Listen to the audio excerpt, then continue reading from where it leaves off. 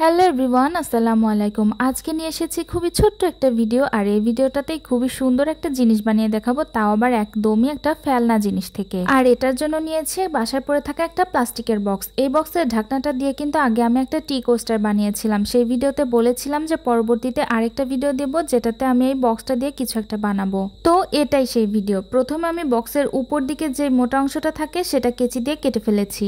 আর এই বক্সটাকে কভার করার জন্য আমি ম্যাক্রামের দড়ি ব্যবহার করছি, একটু মোটা টাইপের গুলো। এগুলো কিন্তু হার্ডওয়্যারের দোকানগুলোতেই পাওয়া যায়। আর বক্সের গায়ে মোটা দড়ি লাগানোর জন্য অবশ্যই কিন্তু গ্লু গান ব্যবহার করতে হবে। আর একটা কথা বলি, এই দড়িগুলো লাগানোর জন্য কিন্তু প্রথম লাইনটা অনেক বেশি গুরুত্বপূর্ণ, মানে প্রথমে যে লাইনটা করলাম আর কি। এই বক্সটাকে মেইনলি আমি সুন্দর একটা ঝুড়ি মতো বানাচ্ছি, আর এই ঝুড়িটা বানানোর জন্য প্রথম লাইন এবং শেষ লাইনটাই অনেক বেশি গুরুত্বপূর্ণ।